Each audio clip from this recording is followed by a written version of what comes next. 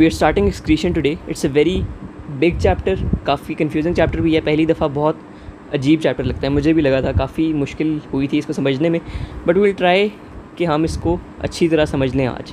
And I hope इस video के end तक आपको परफेक्ट अंडरस्टैंडिंग होगी एक्सक्रीशन चैप्टर की.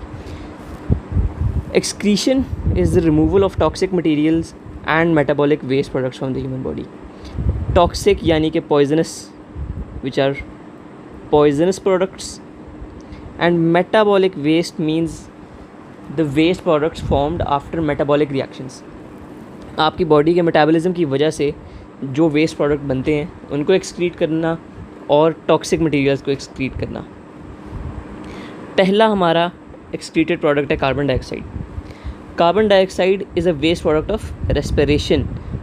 रेस्पिरेशन की वर्ड इक्वेशन ये लिखी हुई है, symbol equation sorry, C6H12O6 6O2 6CO2 6H2O and energy. वैसे energy is not part of the equation, but I have just written it to symbolize that energy is also released, but you do not need to write it. The equation for respiration is just this.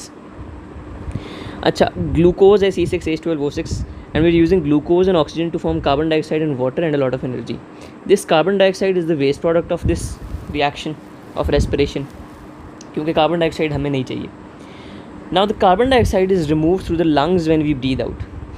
ये बहुत common बात है कि जब हम सांस लेते हैं व्हेन वी ब्रीद, तो हम कार्बन डाइऑक्साइड को एक्सपेल कर रहे होते हैं, एक्सक्रीट कर रहे होते हैं और ऑक्सीजन इनटेक कर रहे होते हैं, क्योंकि हमें ऑक्सीजन रेस्पिरेशन के लिए चाहिए.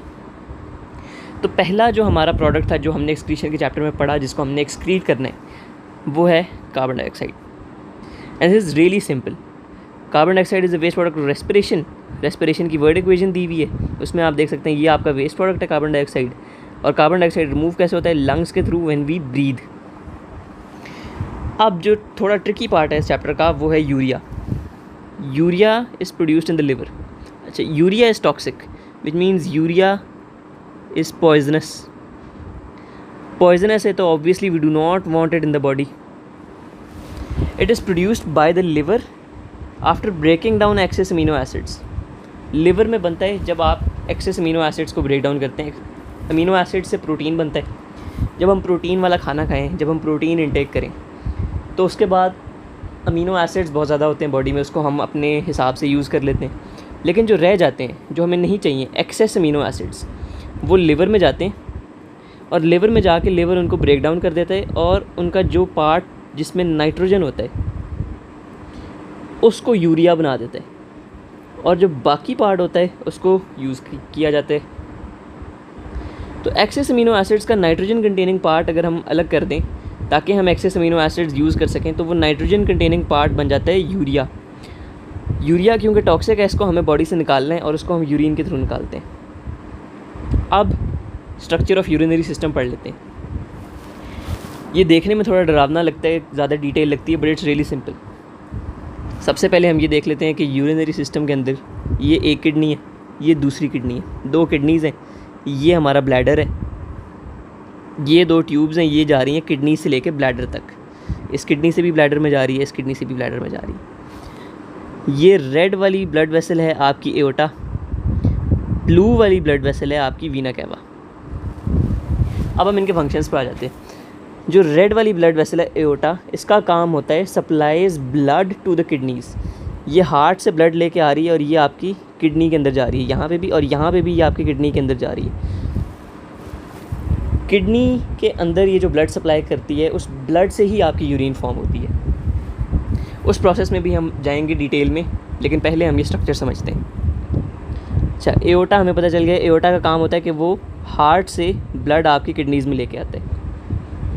और जो वीना कैवा है, जो ब्लू वाली है ब्लड वेसल, इसका क्या काम है कि it takes blood from your kidney to the heart. अब ये दोनों किडनी से ब्लड ले के हार्ट तक लेके जा रही है वापस. तो ये पूरा एक सर्कुलेशन कंप्लीट हो रही है, जिसमें एओर्टा ब्लड आपकी किडनीज़ को दे रही है और जो वीना कैवा है वो ब्लड किडनी से लेके हार्ट तक वापस पहुंचा रही है. अच्छा, urine is collected from both the kidneys and taken to the bladder by the ureters. इन दो किडनीज़ के अंदर यूरिन फॉर्मेशन होती है और जब यूरिन फॉर्म हो जाती है तो फिर वो इन ट्यूब्स के थ्रू, जिनको हम यूरिटर्स कहते हैं, ब्लैडर में जाती है. फिर यूरेथ्रा की बात करते हैं। Urethra transports urine out of the body. जब यूरिटर्स यूरिन लेके ब्लैडर तक आते हैं, यहाँ पे आपकी यूरिन आ गई, तो उसके बाद उसको बॉडी से एक्सक्रीट करने के लिए यूरेथ्रा अपना काम करती है। अब यूरेथ्रा और यूरिटर्स को कंफ्यूज नहीं करना, क्योंकि आपके पास 2 यूरिटर्स हैं जो एक एक किडनी में से निकल रहे हैं। यूरेथ्रा आपके पास एक ही है। Sphincter muscles at the base of the bladder contract relax to control the excretion of urine.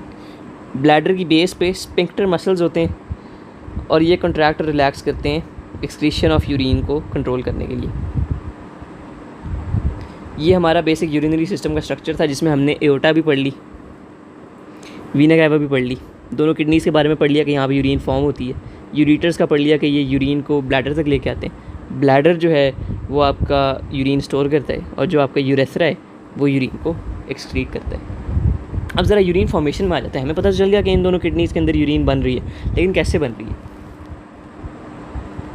उसके लिए हम आ जाते हैं प्रोसेस ऑफ यूरिन फॉर्मेशन पे। अच्छा, ये जो स्ट्रक्चर है, it seems very intimidating at first, very scary, intimidating, yes, it's a really scary structure, but it's very simple. It's not scary, it's simple. ये है क्या? ये है नेफ्रॉन। नेफ्रॉन दोनों किडनीज़ में मौजूद होते हैं, यहाँ पे भी हैं, यहाँ पे भी हैं, and there are millions of nephrons inside both kidneys. बहुत ज़्यादा नेफ्रॉन्स हैं हर किडनी में। नेफ्रॉन की जब भी हम बात करेंगे, प्रोसेस ऑफ यूरिन फॉर्मेशन की बात करेंगे नेफ्रॉन में, तो हम वो यहाँ से शुरू करेंगे और यहाँ पे एंड करेंगे। अच्छा, this is a nephron, this is inside the kidney and there are a lot of nephrons in the kidneys. सबसे पहले हम देख लेते हैं हो क्या रहा है। ये जो रेड वाली ब्लड वेसल है, एओर्टा, ये ब्लड लेके आ रही है किडनी तक। तो जब ये किडनी के अंदर ब्लड यहाँ से आ रहा है, तो वो इस स्ट्रक्चर के अंदर जाता है, जो अजीब सी बहुत ज़्यादा ब्लड वेसल्स इकट्ठी जमा हुई हुई हैं। ये है glomerulus. Glomerulus is a network of blood vessels. हमें नज़र आ रहा है कि ये नेटवर्क ऑफ ब्लड वेसल्स है, जाला सा बना हुआ है जिसके अंदर बहुत ज़्यादा ब्लड वेसल्स जंबल अप हुई हुई हैं। इसको ग्लोमेरुलस कहते हैं। Glomerulus is a network of blood vessels located at the start of a nephron. Blood moves at high speed and urea, glucose, water, mineral salts and ions enter the nephron.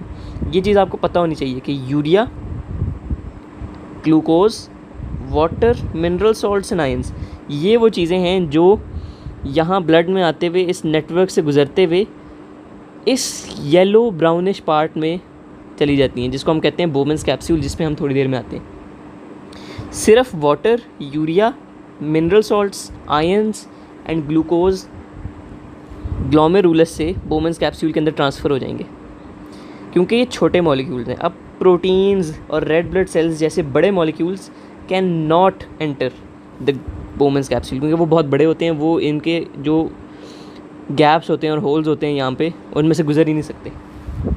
लेकिन glucose, urea, water, mineral ions and salts, they can pass through into the बोमेंस capsule. अब जब वो pass through कर गए तो वो अब इस येलो पार्ट के अंदर हैं। ये जितना भी आप येलो पार्ट देख रहे हैं, अब आपका urea, glucose, mineral ions, salts, water, ये सारे अब इस येलो पार्ट के अंदर है। अब आ जाते हैं बोमेंस कैप्सूल पे। बोमेंस capsule surrounds the glomerulus and it collects the mineral ions, urea, salts and water filtered by the glomerulus. अच्छा, बोमेंस कैप्सूल ये वाला पार्ट है, यहाँ पे लिखा हुआ भी है। इसमें क्या होता है कि ग्लोमेरुलस से जब चीज़ें आपके पास बोमेंस कैप्सूल में आती हैं तो वो यहाँ आती हैं। बोमेंस कैप्सूल किस चीज़ को रिसीव करते हैं? Water, glucose, mineral ions, salts and urea. फिर आ जाते हैं in the tubules and loop of Henley, a process called selective reabsorption occurs. पहले समझ लें ट्यूब्यूल्स कहाँ हैं और लूप ऑफ हेनली कहाँ हैं। ये आपकी ट्यूब्यूल है और ये भी आपकी ट्यूब्यूल है, और ये जो आपका ऊपर से नीचे की तरफ आ रहा है, ये लूप ऑफ हेनली है। इसमें क्या होता है, एक प्रोसेस होता है सिलेक्टिव रीअब्जॉर्प्शन का प्रोसेस। सिलेक्टिव रीअब्जॉर्प्शन वर्ड पढ़ के आपको समझ आती है कि वो चीज़ें रीअब्जॉर्ब होती हैं बॉडी के अंदर जो बॉडी सिलेक्ट करे। अब येलो पार्ट के अंदर हमें याद है कि क्या क्या चीज़ें, येलो पार्ट के अंदर यूरिया है, वाटर है, ग्लूकोज है, मिनरल आयंस हैं, सॉल्ट्स हैं। सिलेक्टिव रीअब्जॉर्प्शन के प्रोसेस में क्या होता है कि बॉडी को जो चीज़ जितनी क्वांटिटी में चाहिए वो उसको वापस इनटेक करना शुरू कर देगी।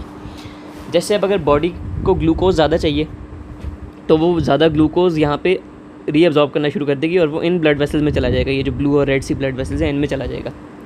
अगर बॉडी में पानी कम है तो फिर यहाँ पे पानी भी ज़्यादा अपटेक होना शुरू हो जाएगा, ये येलो पार्ट से निकल के इस ब्लू और रेड पार्ट में चला जाएगा और फिर वापस आपके ब्लड में चला जाएगा।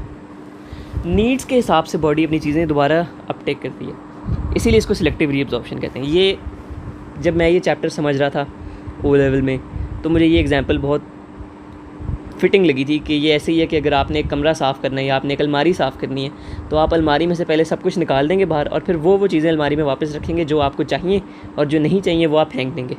ये बिल्कुल वही चीज़ हो रही है। पहले आपने ब्लड में से वो सारी चीज़ें निकाल के इस येलो पार्ट में भेज दी, ट्यूब्यूल्स में भेज दी, लूप ऑफ हेनली में भेज दी, बोमन्स कैप्सूल में भेज दी। अब आपको जो चीज़ें चाहिए आप वापस ले रहे हैं। अगर आपको ज़्यादा ग्लूकोज चाहिए तो आपकी बॉडी यहाँ पे ज़्यादा ग्लूकोज अब्जॉर्ब कर लेगी वापस। ज़्यादा पानी चाहिए बॉडी को तो वो यहाँ से ज़्यादा पानी अब्जॉर्ब कर लेगी। अगर मिनरल सॉल्ट्स और आयंस की बॉडी में कमी हो रही है तो वो यहाँ से मिनरल सॉल्ट्स और आयंस अब्जॉर्ब कर लेगी, जितनी बॉडी को नीड है। यूरिया कभी भी दोबारा रीअब्जॉर्ब नहीं होगा क्योंकि वो यूरिया की नीड ही नहीं है बॉडी को। Urea is poisonous, the body does not need it. Urea कभी दोबारा रीअब्जॉर्ब नहीं होगा। जब आपने अपनी ज़रूरत के हिसाब से ग्लूकोज, वाटर, मिनरल आयंस और सॉल्ट्स वगैरह वापस अब्जॉर्ब कर लिए तो जो कुछ रह जाएगा इस सिलेक्टिव रीअब्जॉर्प्शन के बाद वो इस कलेक्टिंग डक्ट में चला जाएगा और उस लिक्विड को कहेंगे यूरिन, क्योंकि वो उसमें वो सब है जो आपको नहीं चाहिए। इसको डेफिनेशन से भी पढ़ लेते हैं। Selective reabsorption, the body takes back the amount of water, glucose, mineral salts and ions भी आप यहाँ पे लिख लें, ions that it needs. No urea is taken back. जितना आपको पानी, ग्लूकोज, मिनरल सॉल्ट्स और आयंस चाहिए वो आप लूप ऑफ हेनली में और ट्यूब्यूल्स में वापस रीअब्जॉर्ब कर लेंगे बॉडी के अंदर। और जो चीज़ें नहीं चाहिए वो रह गई होंगी ऑब्वियसली, क्योंकि वो आपने वापस अब्जॉर्ब नहीं की, वो आपकी कलेक्टिंग डक्ट में चली जाएंगी और वहाँ से यूरिया फॉर्म हो जाएगा। कलेक्टिंग डक्ट आगे जाके यूरेटर्स के साथ जुड़ेंगी। फिर यूरेटर्स, हमने देखा था कि यूरेटर्स यहाँ से उसको ब्लैडर में लेके जाएंगे, फिर वो एक्सक्रीट हो जाएगी। तो ये सिलेक्टिव रीअब्जॉर्प्शन थी। The fluid left after selective reabsorption is urine, and urine goes to the collecting ducts, then ureters, then bladder, and then out through the urethra. ये तो हम ऑलरेडी पढ़ चुके हैं। This was the chapter, this was it. इसमें याद करने वाली चीज़ें बहुत ज़्यादा हैं, इसमें समझने वाली चीज़ें बहुत ज़्यादा हैं, लेकिन लेंथ वाइज ये चैप्टर उतना बड़ा है नहीं। इसमें आपने सिर्फ कार्बन डाइऑक्साइड और यूरिया की एक्सक्रीशन के बारे में पढ़ना है और एक्सक्रीशन की definition very important, you should know this. Carbon dioxide की एक्सक्रीशन हमने पढ़ ली, यूरिया की एक्सक्रीशन हमने पढ़ ली। उसके बाद हमने स्ट्रक्चर ऑफ यूरिनरी सिस्टम पढ़ लिया, वेरी इंपॉर्टेंट, जिसमें हमने एओर्टा का रोल पढ़ा, वीना कैवा का रोल पढ़ा, यूरिन क्या है, यूरेथ्रा का रोल पढ़ा, ब्लैडर का रोल पढ़ा, स्पिंक्टर मसल्स का रोल पढ़ा, नेफ्रॉन का रोल पढ़ा। फिर हमने प्रोसेस ऑफ यूरिन फॉर्मेशन में नेफ्रॉन का स्ट्रक्चर हमने समझा, जिसके अंदर हमने देखा कि आपकी आर्टरी में से ब्लड आ रहा है। इसको मैं क्विकली रिकैप कर देता हूँ।